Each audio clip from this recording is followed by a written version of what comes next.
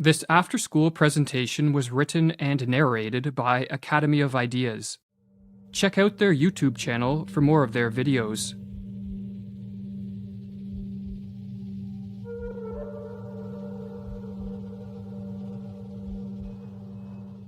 The masses have never thirsted after truth. They turn aside from evidence that is not to their taste, preferring to deify error if error seduce them. Whoever can supply them with illusions is easily their master. Whoever attempts to destroy their illusions is always their victim. According to the psychologist Carl Jung, the greatest threat to civilization lies not with the forces of nature, nor with any physical disease, but with our inability to deal with the forces of our own psyche. We are our own worst enemies, or as the Latin proverb puts it, man is a wolf to man. In Civilization in Transition, Jung states that this proverb is a sad yet eternal truism, and our wolf-like tendencies come most prominently into play at those times of history when mental illness becomes the norm rather than the exception in a society, a situation which Jung termed a psychic epidemic. Indeed, it is becoming ever more obvious, he writes, that it is not famine, not earthquakes, not microbes, not cancer, but man himself, who is man's greatest danger to man, for the simple reason that there is no adequate protection against psychic epidemics, which are infinitely more devastating than the worst of natural catastrophes. In this video, we are going to explore the most dangerous of all psychic epidemics, the mass psychosis. A mass psychosis is an epidemic of madness, and it occurs when a large portion of a society loses touch with reality and descends into delusions. Such a phenomenon is not a thing of fiction. Two examples of mass psychoses are the American and European witch hunts of the 16th and 17th centuries, and the rise of totalitarianism in the 20th century. During the witch hunts, thousands of individuals, mostly women, were killed, not for any crimes they committed, but because they became the scapegoats of societies gone mad. In some Swiss villages, writes Francis Hill, there were scarcely any women left alive after the frenzy had finally burned itself out.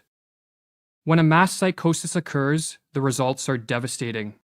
Jung studied this phenomenon and wrote that the individuals who make up the infected society become morally and spiritually inferior.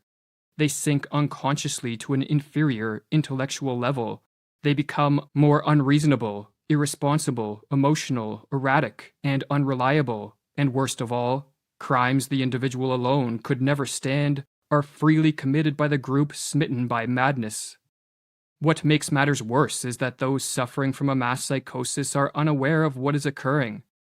For just as an individual gone mad cannot step out of his mind to observe the errors in his ways, so too there is no Archimedean point from which those living through a mass psychosis can observe their collective madness. But what causes a mass psychosis? To answer this question, we must first explore what drives an individual mad. While there are many potential triggers of madness, such as an excessive use of drugs or alcohol, brain injuries, and other illnesses, these physical causes will not concern us here. Our concern is with psychological, or what are called psychogenic triggers, as these are the most common culprits of the mass psychosis. The most prevalent psychogenic cause of a psychosis is a flood of negative emotions, such as fear or anxiety, that drives an individual into a state of panic. When in a state of panic, an individual will naturally seek relief, as it is too mentally and physically draining to subsist in this hyper-emotional state.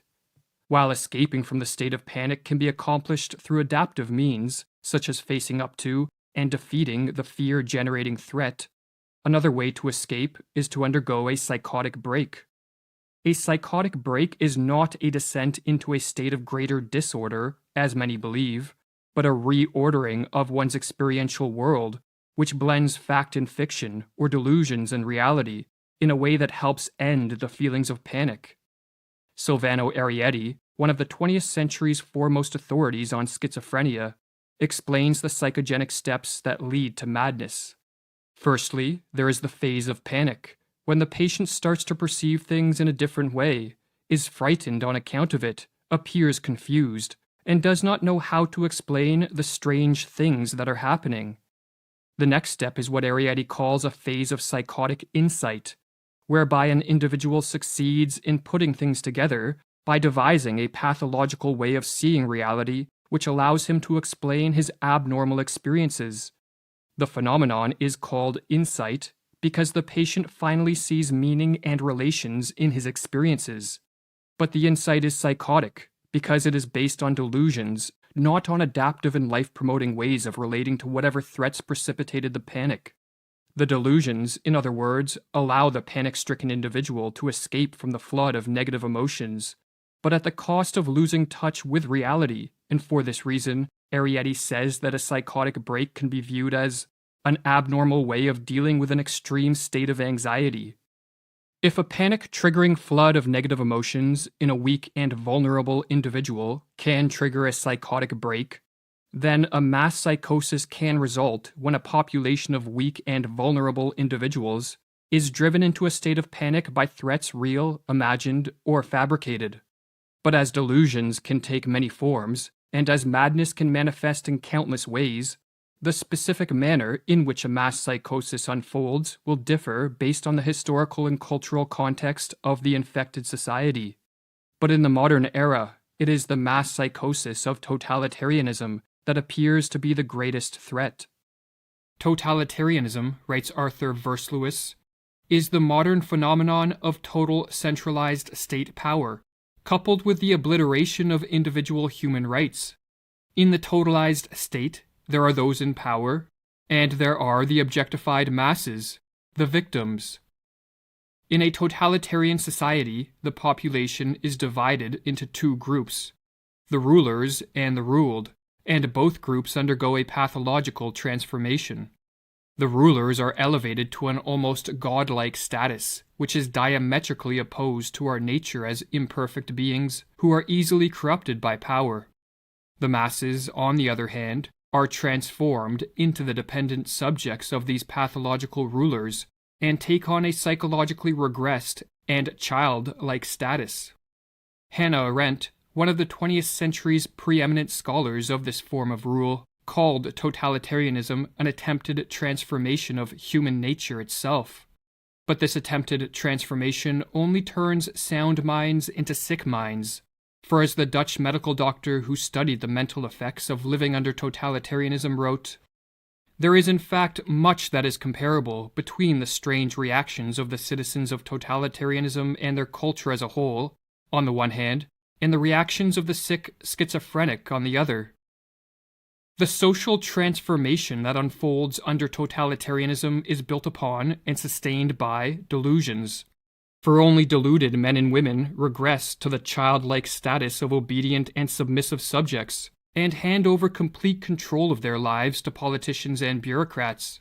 Only a deluded ruling class will believe that they possess the knowledge, wisdom, and acumen to completely control society in a top-down manner, and only when under the spell of delusions would anyone believe that a society composed of power-hungry rulers on the one hand, and a psychologically regressed population on the other, will lead to anything other than mass suffering and social ruin. But what triggers the psychosis of totalitarianism? As was explored in the previous video of this series, the mass psychosis of totalitarianism begins in a society's ruling class. The individuals that make up this class, be it politicians, bureaucrats, or crony capitalists, are very prone to delusions that augment their power, and no delusion is more attractive to the power-hungry than the delusion that they can and should control and dominate a society.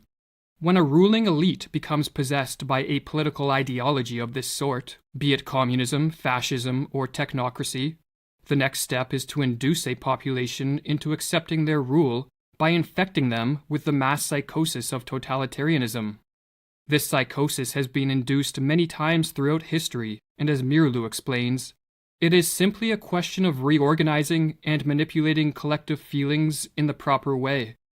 The general method by which the members of a ruling elite can accomplish this end is called menticide, with the etymology of this word being a killing of the mind, and as Mirlu further explains, menticide is an old crime against the human mind and spirit, but systematized anew. It is an organized system of psychological intervention and judicial perversion through which a ruling class can imprint their own opportunistic thoughts upon the minds of those they plan to use and destroy. Priming a population for the crime of menticide begins with the sowing of fear. When an individual is flooded with negative emotions, such as fear or anxiety, he or she is very susceptible to a descent into the delusions of madness. Threats, real, imagined, or fabricated, can be used to sow fear, but a particularly effective technique is to use waves of terror. Under this technique, the sowing of fear is staggered with periods of calm, but each of these periods of calm is followed by the manufacturing of an even more intense spell of fear, and on the process goes. Or as Mirlu writes, each wave of terrorizing creates its effects more easily after a breathing spell than the one that preceded it, because people are still disturbed by their previous experience. Morality becomes lower and lower, and the psychological effects of each new propaganda campaign become stronger. It reaches a public already softened up. While fear primes a population for menticide, the use of propaganda to spread misinformation and to promote confusion with respect to the source of the threats and the nature of the crisis helps to break down the minds of the masses. Government officials and their lackeys in the media can use contradictory reports, nonsensical information, and even blatant lies. As the more they confuse, the less capable will a population be to cope with the crisis and diminish their fear in a rational and adaptive manner. Confusion, in other words, heightens the susceptibility of a descent into the delusions of totalitarianism. Or as Mirlu explains, logic can be met with logic, while illogic cannot. It confuses those who think straight. The big lie and monotonously repeated nonsense have more emotional appeal than logic and reason. While the people are still searching for a reasonable counterargument to the first lie, the totalitarians can assault them with another. Never before in history have such effective means existed to manipulate a society into the psychosis of totalitarianism.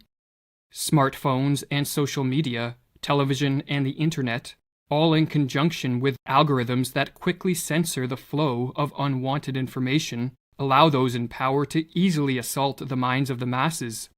What is more, the addictive nature of these technologies means that many people voluntarily subject themselves to the ruling elite's propaganda with a remarkable frequency. Modern technology, explains Mirlu, teaches man to take for granted the world he is looking at. He takes no time to retreat and reflect. Technology lures him on, dropping him into its wheels and movements. No rest, no meditation, no reflection, no conversation. The senses are continually overloaded with stimuli.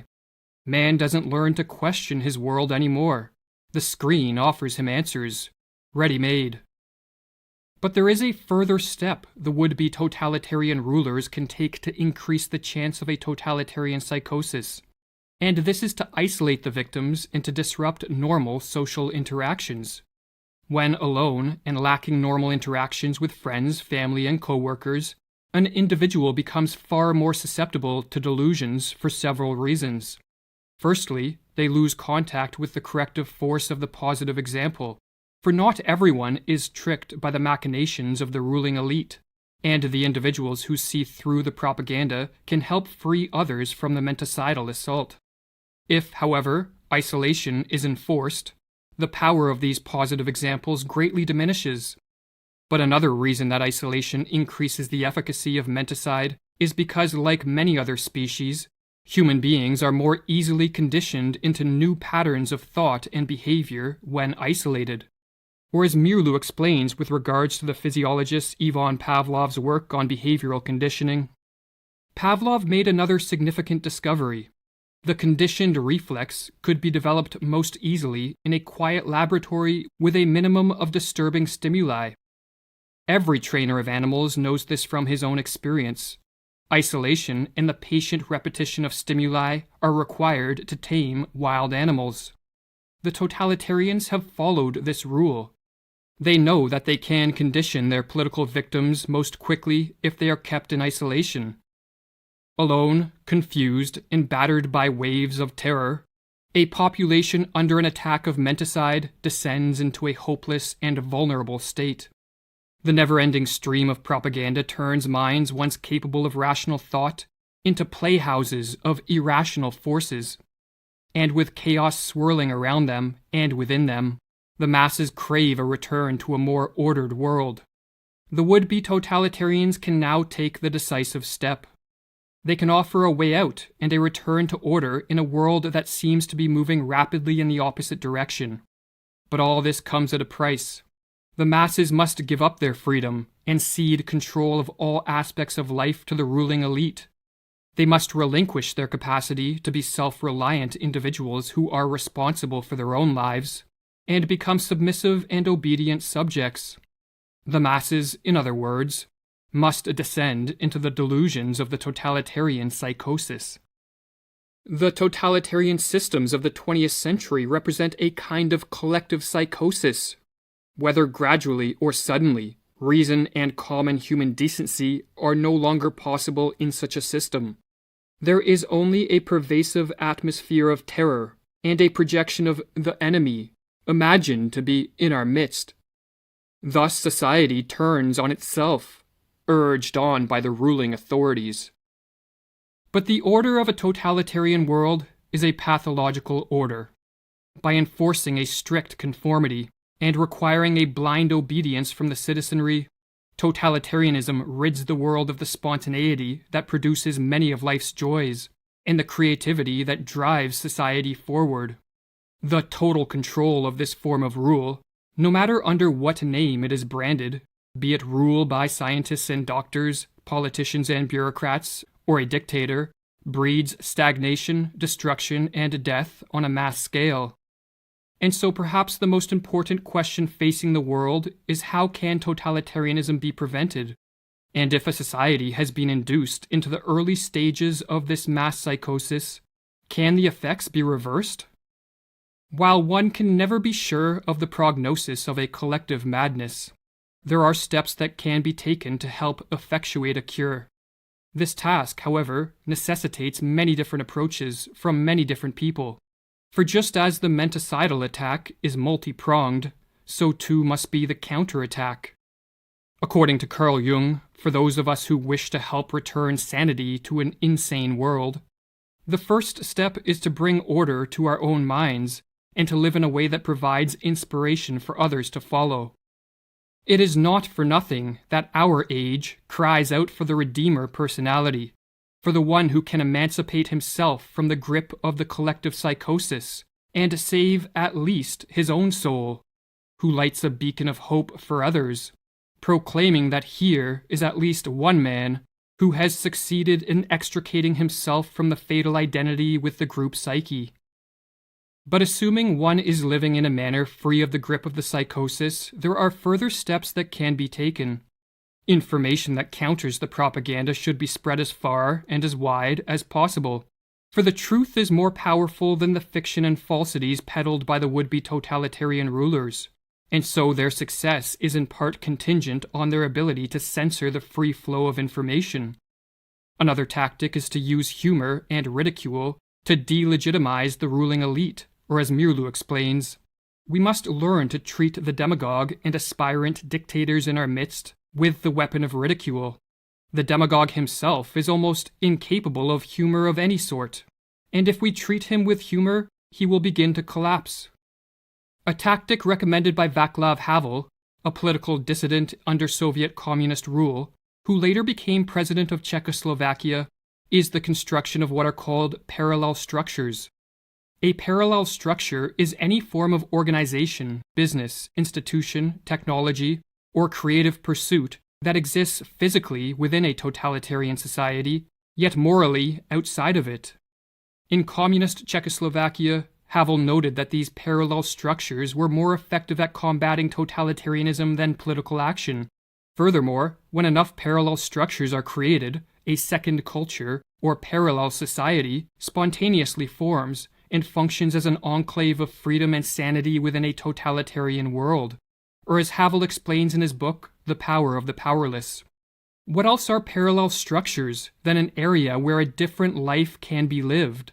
A life that is in harmony with its own aims, and which in turn structures itself in harmony with those aims. What else are those initial attempts at social self-organization than the efforts of a certain part of society to rid itself of the self-sustaining aspects of totalitarianism, and thus, to extricate itself radically from its involvement in the totalitarian system? But above all else, what is required to prevent a full descent into the madness of totalitarianism is action by as many people as possible. For just as the ruling elite do not sit around passively, but instead take deliberate steps to increase their power, so too an active and concerted effort must be made to move the world back in the direction of freedom. This can be an immense challenge in a world falling prey to the delusions of totalitarianism, but as Thomas Paine noted, tyranny, like hell, is not easily conquered. Yet we have this consolation with us, that the harder the conflict, the more glorious the triumph.